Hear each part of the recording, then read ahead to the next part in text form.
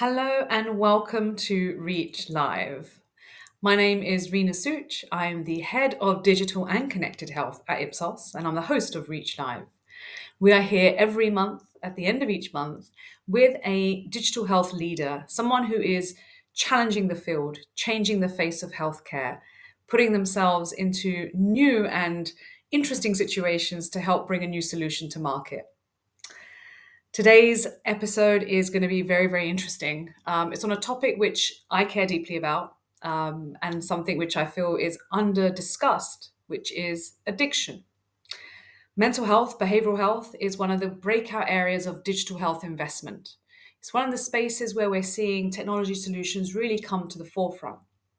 However, there's a lot of areas still that need recognition and attention. And for that, I welcome Dominique, my guest today on Reach Live, to firstly give an introduction to herself before we get into her solution and what she's developing. So, Dominique, welcome, and please give us an introduction. Good morning. Thank you, Rena. My name is Dominique Simone Levine. I'm the founder and the director of Allies in Recovery. We are an online program that serves the families of people with addiction. We created a program back in 2015 that provides the families access to a little known but extremely important approach called CRAFT, Community Reinforcement and Family Training. So we took this academic approach, translated it to an online site for the end user, for the family. So, how did you come to know about this form of therapy? Tell us a little bit about your journey.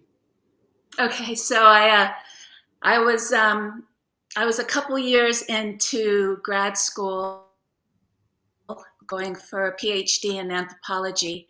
I had entered recovery a couple years prior to entering the school and found that academia was a good place to hide. So I went all the way and spent 8 years, my first 8 years in recovery in grad school. There, I took a job with a research firm that worked in addictions. I was very happy to also be working on something domestically as well as my work in Africa. I came across the approach called CRAFT, Community Reinforcement and Family Training, at a federal government meeting I was attending. I was so thrilled to see something that research looked and put together the best practices for the family of somebody with addiction. So, what does communication look like? What does your behavior look like? What are your safety issues? So there were a number of things that got put together in this approach, and it was designed for master level clinicians, and wasn't getting disseminated because it's a unilateral approach for the family. So there was not a whole lot known about CRAFT. There were very few practitioners that used it. I myself come from a family we're awash in addictions and behavioral health issues. I was thrilled to see that, there's a popular culture out there, and it suggests things like you, there's nothing you can do until somebody wants to go into recovery. They're best just left alone. They have to hit a bottom of some kind. And these are messages that have come through from the traditions of 12 steps of Alcoholics and Narcotics Anonymous, but that were never really driven by data or by science. They're just ideas. And this approach by these researchers out at the University of New Mexico, Robert Myers, William Miller, the father of motivational interviewing, for those of you in the field, Jane Ellen Smith, who wrote a 275-page manual for master level clinicians. They were the ones that put this together in a way that started me thinking that there must be a way to provide better access to this approach, to provide an easier access to the approach, then 12 sessions with a master level clinician. So back in 2003, we started Allies in Recovery. We are the longest single practitioners of CRAFT. And in 2015, I put it online. We were online prior to COVID, so we were a little ahead of the game when COVID hit. Thank you. Thank you for sharing kind of the journey that you've been through. I find it very inspirational. And as someone who has lost family members to addiction personally, I can understand and know the helplessness that happens around that individual. And one thing I think is important to discuss is I use the word neglect, the neglect of the family members in the process, because it's so entrenched right now on the individual. They're going through what they're going through, and family members feel really helpless in that. So when I hear this therapy, this support, this program, it just makes me think, wow, wouldn't it be amazing if we could get this into the hands of everyone? Because knowledge is power, right? What we know, we can do something with. And there's so much like misinformation as well in terms of how to handle it. So tell me your journey there. I mean, you must have heard many testimonials of that kind, but what can we do to shine a light more on families and caregivers?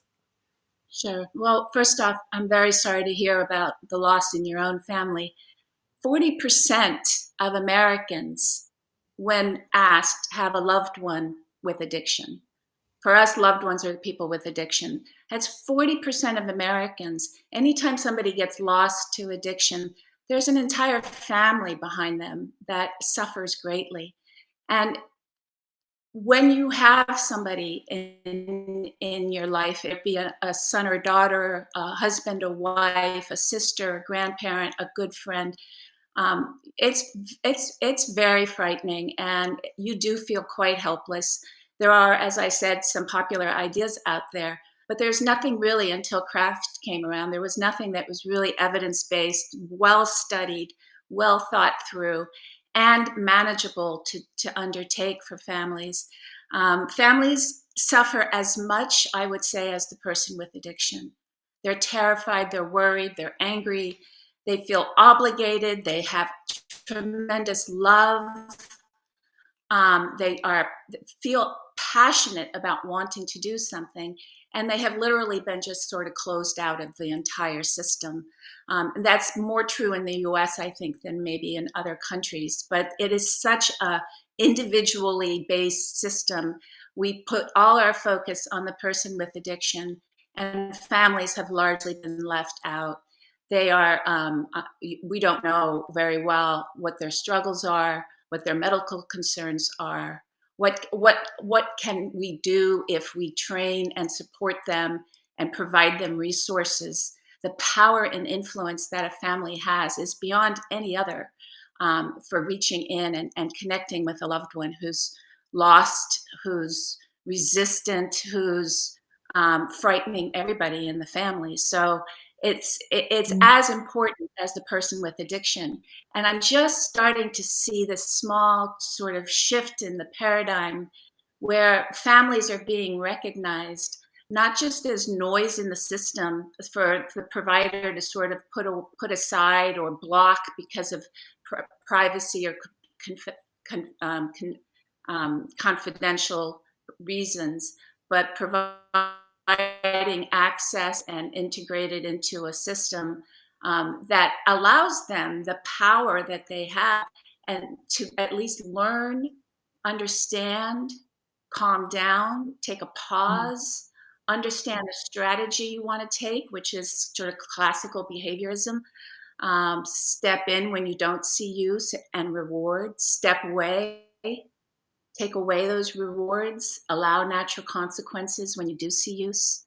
Do it in the day, not for a lifetime. Don't kick them out for 6 months. This is about how you can create in the day a moment of connection and a moment where that resistance can go down, and perhaps a conversation in a small amount of time can happen around, you're going to need more. This isn't working. You're still drinking. We're all very scared here. Here's a list. Here's some options. We love you. We're here. We're not going anywhere, right? And when you partner and connect like that, you create such an ignition, an engagement, an ability to not be all alone with your own addiction, as I had been myself in my 20s and early. But you have this hand reaching in. So for the person with addiction, it's an amazing program. 2/3 of families get their loved ones into hardcore treatment, let alone a pickup game on a Monday night at the YMCA or something.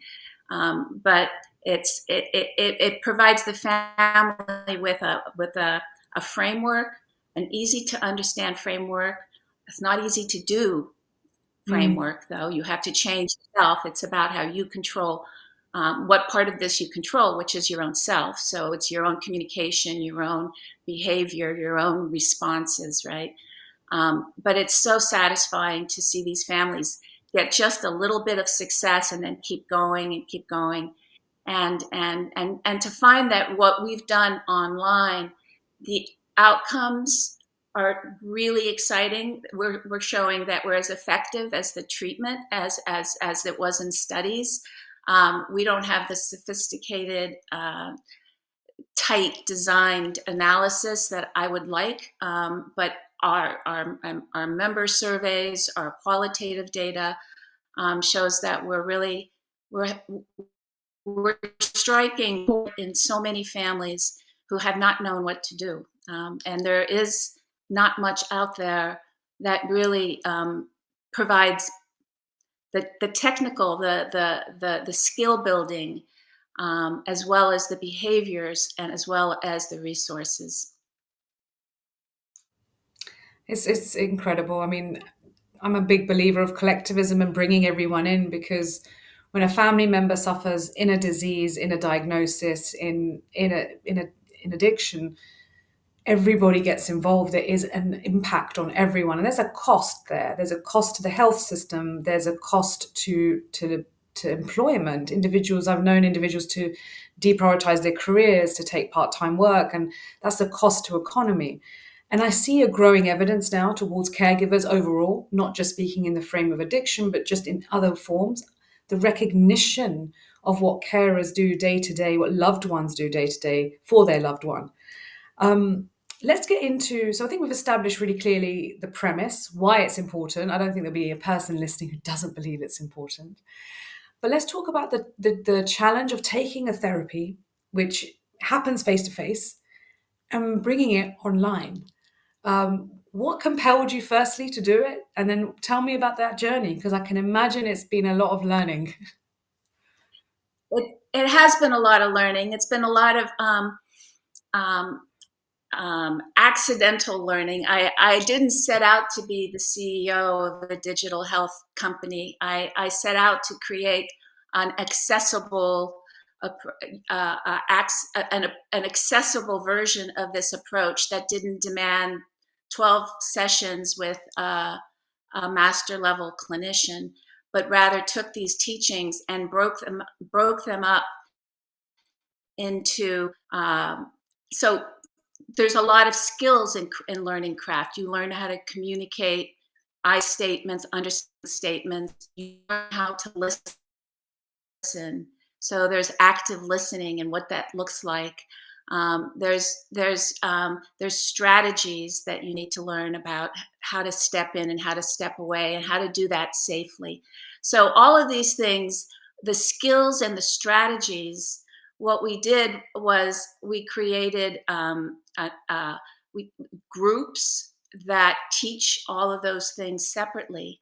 The online e-learning work was done originally, and that was in 2015. And for that, I worked with a very wonderful man, David Scherer, who had been involved in some of the early New Mexico studies of this approach. And together we took that 275-page manual and we created scripts for 8 modules. We took the whole thing down to 8 modules, 8 basic principles that you can learn. The idea was to be able to put like the Y does, or the Red Cross does, if you see someone drowning, there's like 3 steps on the wall. Well, we have 8 steps. And if you can remember those 8 steps, you can pull them out and you can pull out that particular toolkit, and you can apply what you need. You can assess whether it works, and then you can try and improve on it. So that's what we did. 100 minutes for 8 videos, down to 3 to 5 minute segments. It's not very fancy. I had at that time $10,000 to spend, so we did what we could with $10,000. What we did, some very nice scripts, some very nice videos that have really held up, along with databasing exercises so that you build the awareness of your situation. So we ask you a lot of questions over 21 exercises about your situation so that you build an awareness of what's going on, what to look for, at what moment do you decide your loved one is using or is not using in that moment. So there's a lot of that kind of skill building. Those 8 modules and exercises kept us going until COVID. And the results that we got from just that e-learning it's unbelievable. I get 80% of respondents who say they were extremely helped in reducing the worry, the anxiety, the frustration. 70% extremely helped in improving the communication between themselves and their loved one. And if we remember what resolves addiction, how does addiction get treated? It gets treated by people in connection. And if you can teach the family member how to connect with their loved one, and that loved one to connect with the family in a stronger interaction, you have basically that bridge that you can then go and be much more influential, right? So we have now established, since 2021, a suite of groups, skills groups, emotional support groups. That one has to be led by a master level clinician. Everything else does not. There's skills, there's strategies. You learn a strategy, you learn a tactic, but it's much cheaper to provide. I mean, we've gone from, let's say, 12 private sessions, $2,500. We're providing full craft training for $25 to a family. Yeah, it's incredible. How has it been received in terms of the business side of it? How are you focusing how are we getting the platform into people's lives, into their hands? What's been that process? Originally, I felt that I would wanted to see institutions and medical systems and universities pay the price of a license to our site. That has worked, but it's been slow. States, we have the state of Massachusetts. We have counties like Palm Beach County, Florida. We have behavioral treatment centers, but they're not many. Families, you have to convince the funder, the payer, that the family is important, and then you have to look for a separate budget for family-only services, which is really non-existent in most state, at least in state institutions. So it's been a bit of a slog, I have to say, trying to get soft money or government dollars to look at this program. So what happened is I did 2 things. We started training low-end facilitators, people who could interact with the site and be a warm handoff for us from the family to the site. And so in community recovery organizations, which is what's growing up around the US everywhere today, these low threshold walk-in centers where you can find a recovery coach who will talk to you if you're interested in learning anything about addiction or needing any help. Now these recovery coaches have a basic understanding of our site through our training and do a soft, warm handoff, if you will, to the families of the people they serve. So in one moment, you are now providing a complete online service to the surrogates of the person with addiction. The other thing we've done is we went business to consumer, and it took us a while to figure out what works best, but we have landed on social media campaigns that are running at about 120 to 140% ROI. And that's with a hard sell offer. That's with no come in and trial, no try this for, check this out for free. It's come on in for $159 for 6 months. So I'm very excited about that because it's much more sustainable than a government or a funder, any kind of organization might be. So we have it in 3 ways, and that facilitator training that we do provides us on the ground connection and the cultural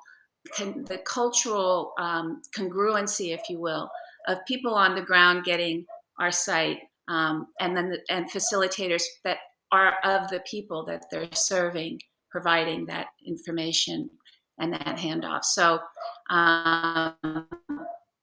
that's going to serve us well, and I do see us as really recovery coaches, people on the ground really do see the benefits of handing us off to the family member.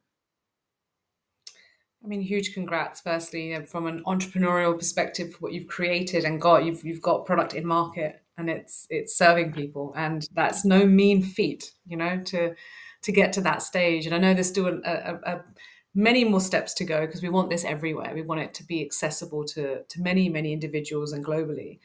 One aspect we really care about here at Reach, and we talk about often, is health equity and design and culture.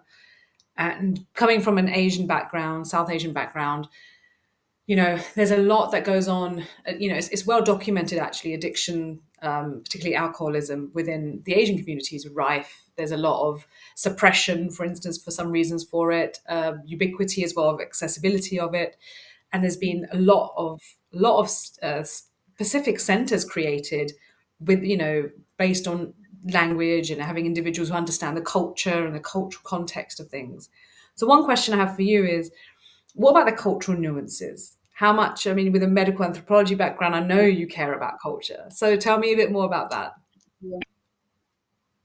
Well, what's nice is that what craft is really in 8 modules or 8 principles are some rather universal ideas, like behaviorism, stepping in and rewarding when you see something you want to reoccur, or stepping away, removing rewards and allowing natural consequences. That's a universal behaviorist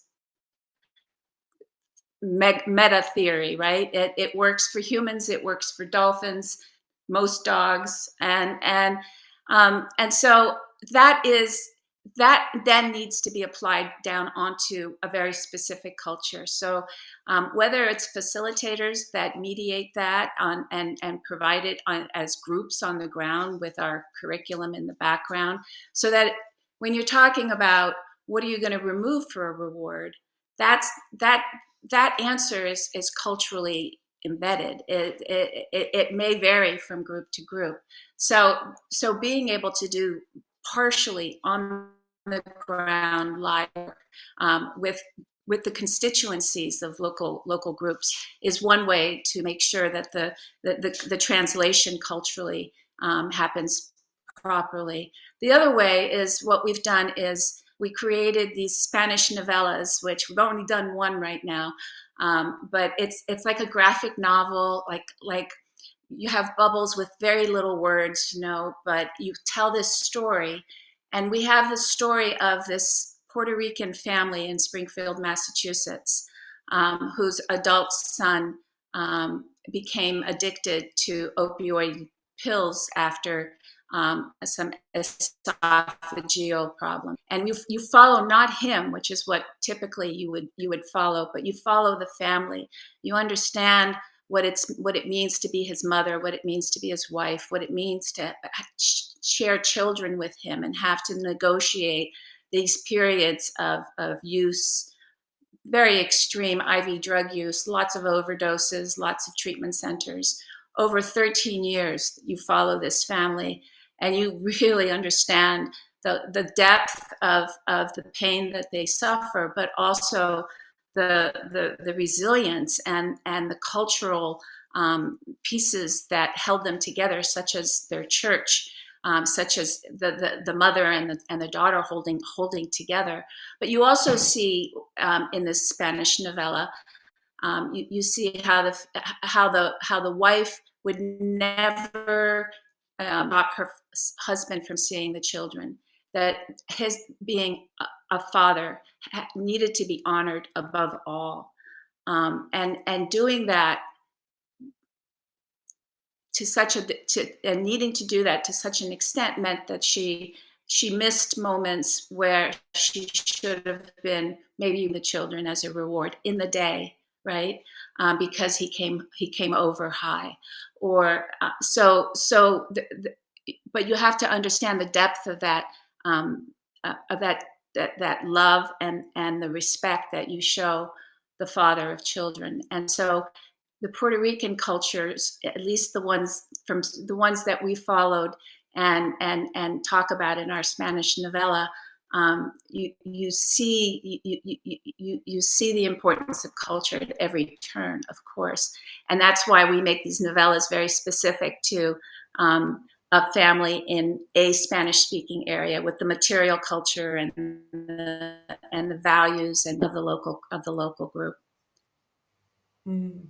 It I love works that. very well, and it works at it and it's at illiterate.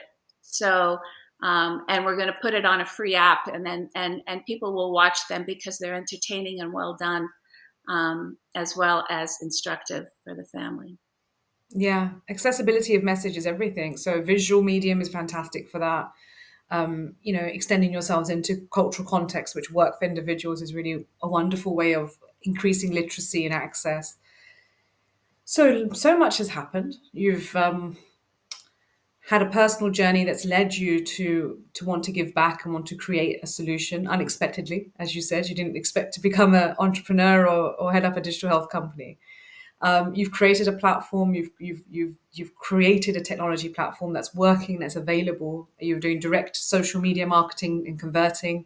You have some B2B relationships as well. What's next? Where do you want this to go? Well, I mean, I have ideas of what the modules and the e-learning could look like. Of course, bells and whistles, gaming and animation, and so much we've learned about what makes something sticky and even addictive. So I have people in the gaming industry helping me to create the next version of the e-learning. The really exciting part is artificial intelligence. We're working with Achilix out of Portland, Oregon. They've developed something called the DXL set of platforms, in which there's this adaptive knowledge engine, and you can you can give that engine outside data. So we collect narratives of families that write us, and we write back and that sort of thing. We provide our expert craft analysis to their situations. So we have natural language data that this adaptive knowledge engine will accept. And into that, um, we also are allowed to write only as surrogates into this engine. So family members will be able to provide information into the system about their loved ones and about themselves, but about their loved ones especially. Perhaps there was something that was missed by doctors. Perhaps the loved one is lacking insight. But family members have a great deal of information, and this is going to be an opportunity for them to contribute that information into a system that will eventually kick out um, dangerous events, risk of opioid overdose, but also opportunities and options. Because this is the sort of work we do. This is what's going to be going into it. It's like you you have risks and you have resiliencies, and so all of this would go in and start to predict and provide a prescription for family members. Exciting. Yeah, I mean, Yeah. there is so much to build upon, right? You have a foundation, and now thinking about the next tiers and next levels and predictive analytics feels like a really exciting next step as you go forward. It is. Thank you so much for being with us, for sharing where you are with your business, and for sharing your personal story, Dominique. It's been really, really wonderful and humbling to have you here with us on Reach Live. So thank you so much. So, with that, we conclude our Reach Live session for December. And it would be remiss not to say, wishing you a wonderful festive period, however you wish to celebrate. Hope it's restful. I hope that we see you again in 2023. And we wish you a very, very happy new year. Please subscribe, please follow Reach Live, and we will see you soon. Thank you.